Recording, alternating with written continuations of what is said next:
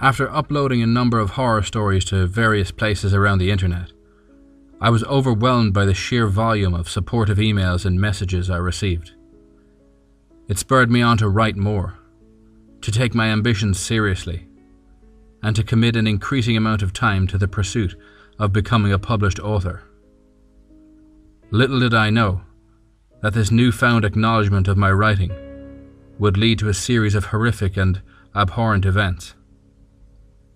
For over a year, I received numerous messages and emails, most very positive and enjoyable. Yet every few days I would also find a strange, disconnected and fragmented piece of correspondence sitting in my inbox. Each email would consist of one random word as a subject heading, with the message itself comprised of a simple phrase, normally only 2 words long. The email address would change each time, but it was clear from the nature of the content that the author was the same.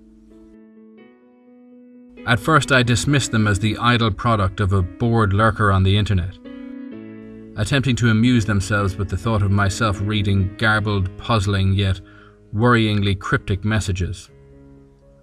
As the days wore on, however, and the emails became gradually more twisted and prophetic, I began to suspect that they were of a far more sinister origin.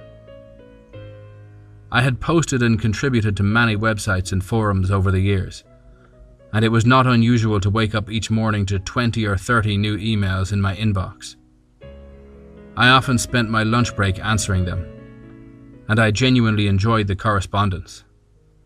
However, the day after posting a story called "The Passenger," I followed my usual routine of logging into my email account at noon, only to find one message which stood out most uncomfortably from the others.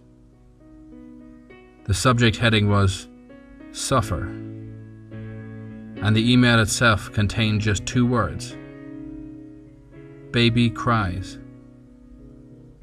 I sent the message to my trash folder and thought nothing more of it, until later that night. It had been a long day, and as I had been writing from dawn to dusk, I was tiring rapidly, feeling suitably ready for a good, long overdue sleep.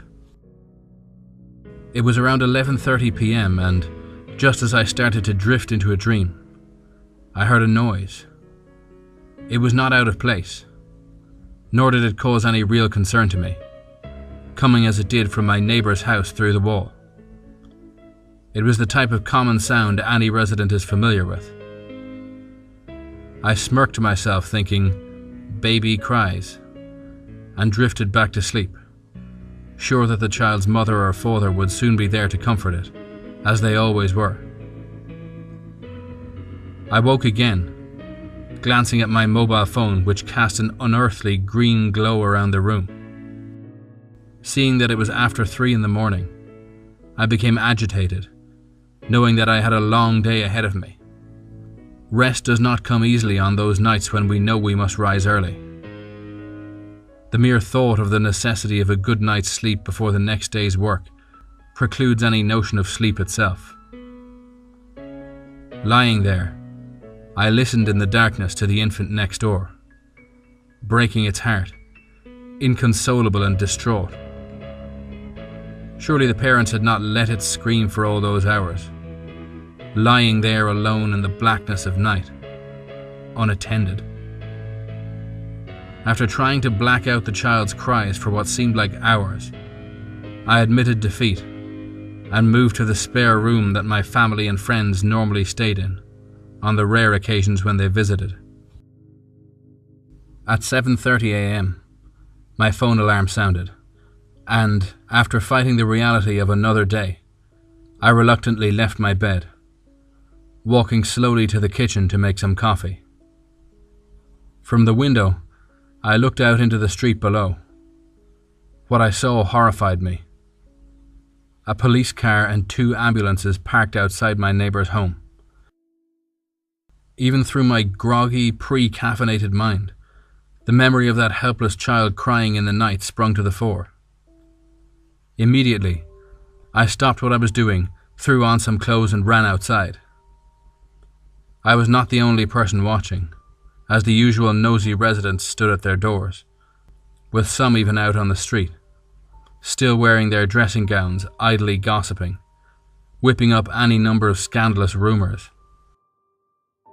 Asking several onlookers what had happened, I was told a variety of accounts, from a child being abducted to someone having a seizure during the night. A hush fell over the street as my neighbour's front door finally opened. Slowly. 3 police officers exited the house somberly, as a collective gasp seeped out from the mouths of the crowd of onlookers. Quickly behind, 2 men in sterile white clothing carried a stretcher, and on it, a body bag containing the now deceased remains of one of my former neighbours. A few cries rang out from across the street. Those who knew them wept, while those who did not gossiped. Then, another silence, followed by another stretcher, and another body bag. This time no one uttered a sound. The street was void of noise. A tangible tension spread through the air, a hanging sense of dread as all of us waited, hoping beyond hope for no more death. Heartbreak. The last stretcher, supporting a small and insignificant shroud, was carried out solemnly into the morning air and placed carefully into the back of an ambulance. Tears were wept, and answers were demanded from the police, but I could not cope with the sight. I could not bear it. The sound of that poor infant screaming through the night, screaming for its very life, rang out in my ears. The sound of a child now forever silenced. The memory was deafening. How was I supposed to know? The child had cried before, as many do. I did not know. I walked, dazed, back through my garden and into the now hollow sanctuary of my house. I'm not ashamed to say that I cried. Cried knowing that maybe if I had just paid attention or shown more concern than simply getting to sleep, that if I had noticed something was amiss, I could have called the police and then, perhaps, they would still be alive. Several hours later, 2 police officers arrived at my door to ask if I had seen or heard anything unusual from the night before. They said that they were not at liberty to tell me what had happened, but that any information I could give them would help immensely with their investigation. When I told them about the email I had received, they looked at each other with an obvious sense of skepticism. When I showed it to them, they asked if they could have my login details in an attempt to trace where the email came from. Of course I gave it to them, and then they left after saying that they would be in touch. As soon as they were gone, I returned to the computer screen to switch it off. I recoiled in horror at the sight of another cryptic email sitting in my inbox. The subject heading said, "Fan," and the email again contained only 2 short words. 2 words which drove fear through every part of my being. It simply read, "You told."